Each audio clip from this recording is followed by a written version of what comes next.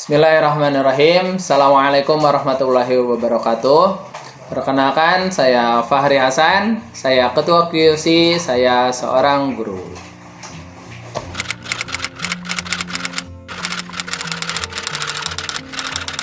Saya di SDN 1 SD Negeri Babakan Pari. SMP Negeri 2 Cisaat. Mungkin ada teman-teman semua yang pernah sekelas atau satu sekolah sama saya.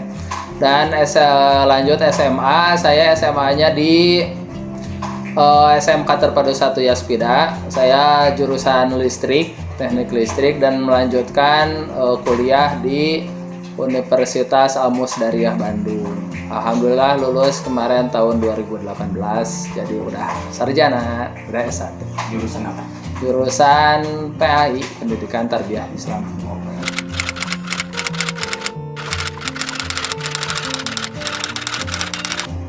Kisah hijrah. Ya, kalau berbicara hijrah nih Kang Irawan, ya mungkin saya tidak bisa dikatakan tidak memiliki pengalaman yang heroik gitu ya, yang menarik untuk dijadikan inspirasi gitu ya buat banyak orang. Kenapa? Karena ya alhamdulillah gitu, bersyukur sama Allah karena saya terlahir dari keluarga yang baik-baik gitu ya. Mulai dari kakek, nenek gitu kan. Kakek dan nenek saya dua-duanya ya guru ngaji gitu kan, dan alhamdulillah orang tua juga guru ngaji sampai sekarang. Saya juga 8 bersaudara, saya paling kecil, saya anak bungsu, dan semuanya dari anak pertama sampai saya terakhir semuanya adalah guru-guru ngaji. Jadi alhamdulillah terlahir dari keluarga yang baik-baik, yang suka ngaji, dan dikenalkan dengan QC itu tahun 2010. Jadi udah 10 tahun kenal sama QC teh. Udah kenal sama QC 10 tahun. Awalnya mulai waktu kajian apa itu ya yang di Secapa tuh. Yang di Secapa waktu itu ya alhamdulillah sampai sekarang lah gitu. Jadi kalau dikatakan kisah hijrah Kang Fahri, adakah yang bisa diceritain dulunya bagaimana? Ya saya mah dari dulu juga kayak gini. Alhamdulillah lah. Nah, pertanyaannya mungkin bagaimana caranya biar kita bisa istiqomah untuk berada di jalan ini? Istiqomah di dalam jalan kebaikan ya.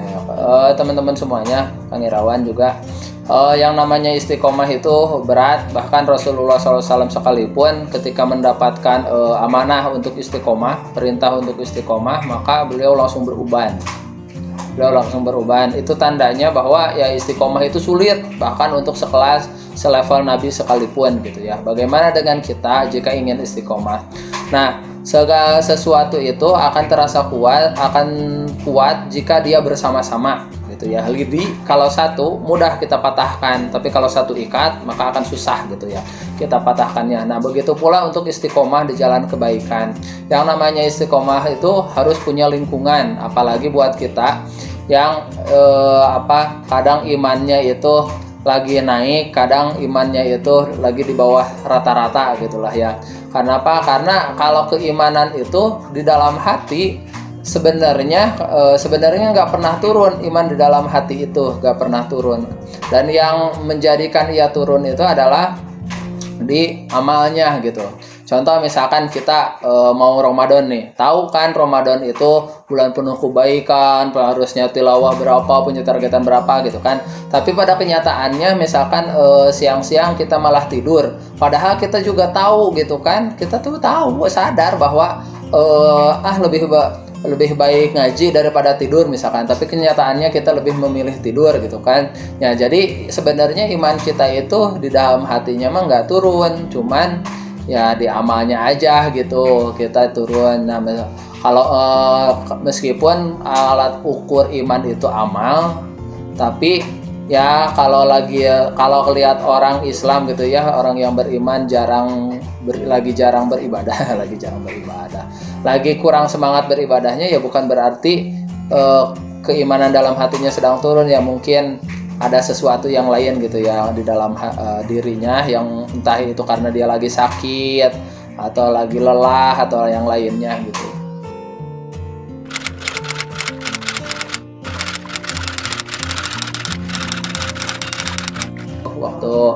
waktu awal-awal saya SMA. Kan langsung seneng tuh, saya langsung minat banget gitu dengan kegiatan-kegiatan QC, SOS, obsesi, SII dan yang lain sebagainya. Sampai itu kan setiap kali obsesi itu si ustadznya ataupun MC-nya suka nyuruh tuh, yuk ajakin orang tua nanti mau obsesinya gitu kan, atau nanti ajakin teman sebanyak-banyaknya minimal 1 orang 10. Nah, saya itu kan langsung termotivasi itu ya, ajakin teman-teman. Dan tahu gak, saya pernah yang ngajakin teman ikutan obsesi, ayo ikutan, ayo Pak Hari nanti katanya kalau lagi obsesi disediain rokok gak katanya sama kopi. Ya kan kalau pengajian-pengajian di sekitar rumah kita gitu biasanya gitu kan, suka ada disuguhin kopi, rokok, makanan gitu ya, dikiranya pengajian kayak gitu ada, tenang lah gitu ya. Alhasil ya pulang pengajian, pulang obsesi itu mana rokoknya gitu kan, kopinya ada tuh di warung, jadi harus neraktir.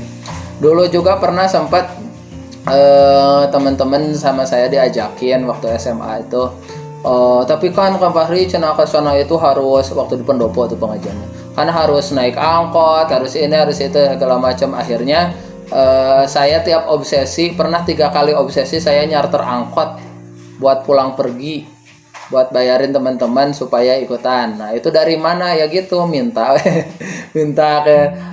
ke saudara, ke keluarga gitu ya. Alhamdulillah lah keluarga teh, ngapain katanya minta uang buat apa tuh, buat bayarin angkot. Nah emang kenapa, kan angkot mah ongkos waktu itu masih 3.000 gitu kalau gak salah. Nah kok mintanya segini, katanya 50.000 kalau gak salah. Ya kan harus disewa satu angkot itu, teman-teman yang lain pada ikut. Oh gitu, ya alhamdulillah gitu kan pada disupport.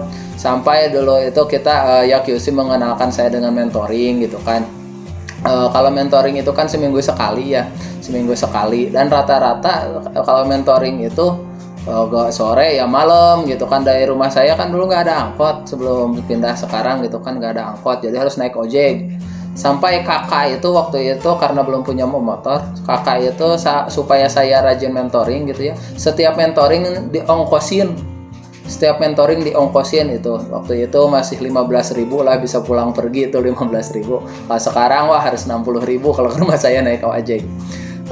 Terus sampai berjalan beberapa bulan gitu ya, sama kakak tadi ongkosin, setiap mau mentoring tuh gitu ongkosin sama keponakan juga. Nah sampai suatu ketika ya mungkin entah kakak tuh lagi nggak ada rezeki gitu ya, atau lagi kekurangan. Kata kakak saya bilang kayak gini, kamu berangkat mentoring gara-gara sama kakak diongkosin apa lillahi ta'ala katanya. Kalau lillahi ta'ala, insya Allah kamu gak minta aja sama Allah dikasih jalan katanya gitu. Oh gitu. Ya udah waktu itu nggak dikasih, mulai saat itu sampai sekarang nggak dikasih lagi ongkos gitu ya. Berarti udah berapa tahun gitu kan ya. Jalannya ternyata betul, ada aja gitu. Ada kakak, ada yang minjemin motor gitu ya, ada yang nyiapin tebengan gitu, ada aja kayak gitu. Sampai mentor saya dulu gitu kan bilang gitu kan, kamu tiap hari tiap mentoring motornya ganti terus, pinjam punya siapa lagi sekarang? Kalau yang lihat yang lain mah gitu kan, wih Kang Fahri tiap pekan mentoring motornya ganti mulu gitu kan, banyak nih motornya. Mentor saya bilangnya pinjam punya siapa sekarang? Ya seru lah, kocak gitu pengalaman dulu. Sampai sekarang juga ya masih bisa bareng-bareng gitu kan sama Kang Indra. Kang Indra itu QC yang kemarin gitu ya, sebelum saya yang sekarang jadi bendahara QC, itu juga sama tuh seangkatan sama saya mentoringnya, juga ikutan kajian di obsesi, di QC-nya gabung, QC-nya juga bareng seangkatan, ikutan SII juga seangkatan gitu. Ya alhamdulillah kita sama-sama masih bisa istiqomah gitu.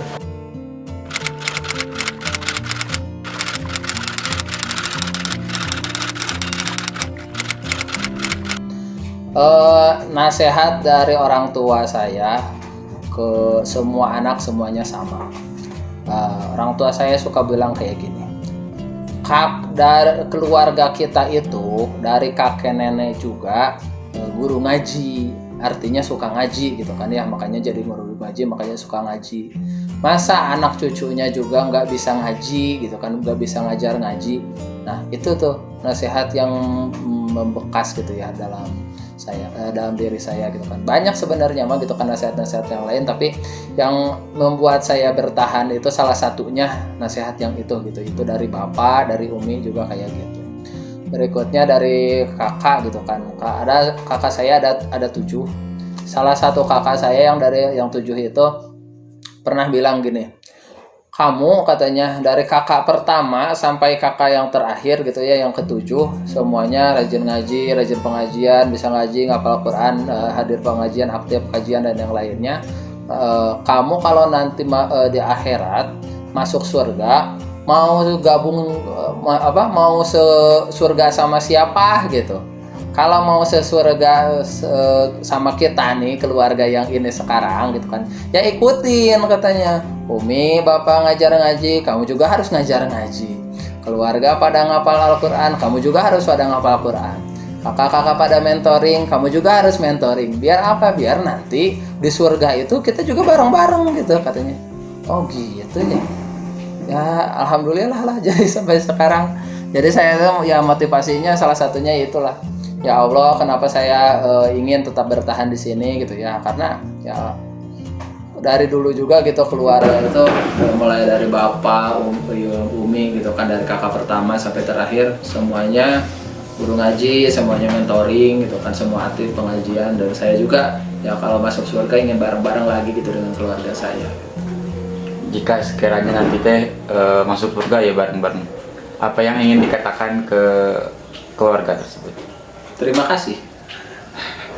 Yang panjang atau? Terima kasih. Ya itulah pokoknya mah. Saya mah melankolis Kang Irawan kalau bicara tentang keluarga, tentang orang tua pasti nangis, makanya nggak mau. Kayak ada tujuan apa nangis? Nggak apa-apa, jangan.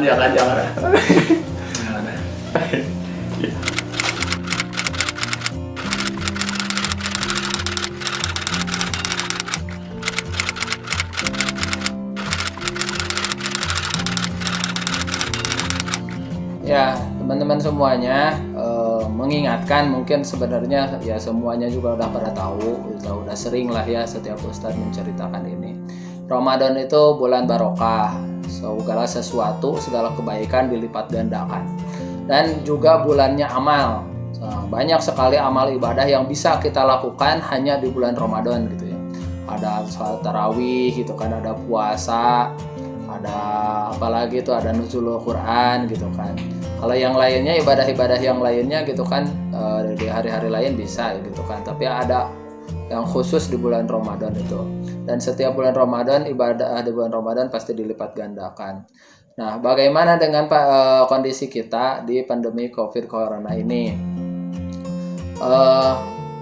Jangan membuat kita jadi malas untuk beramal. Jika biasanya kita bersedekah itu kita sendiri yang mengantarkan, karena sekarang ada Covid, kita gak harus lockdown, maka sekarang kita bisa transfer.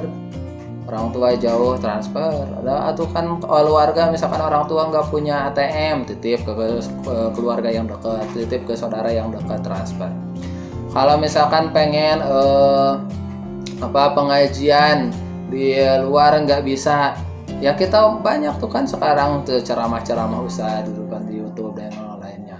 Dan justru ya bersyukurnya kita, salah satu hikmah adanya Covid ini, kita lebih banyak di rumah dan juga lebih banyak waktu untuk kita sama-sama memperbaiki diri dan juga memperbanyak amal, terutama tilawah Al-Quran. Ramadan tahun lalu mungkin bisa jadi kita banyak aktivitas, ya husnudonnya aktivitasnya dakwah, sehingga jatah waktu kita untuk bertilawah kurang gitu.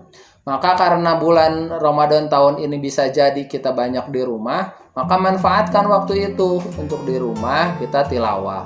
Yang mau nambah hafalan, nambah hafalan. Yang mau murojaah, murojaah. Yang mau bikin kreasi, silahkan. Banyak gunakan waktu seefektif mungkin. Jangan sampai mentang-mentang di rumah kita jadi mager, tidur lagi, tapi gunakan waktu sebaik-baiknya. Ingat 5 perkara sebelum 5 perkara. Salah satu dari yang kelima itu adalah nikmatnya waktu luang sebelum waktu sempit kita.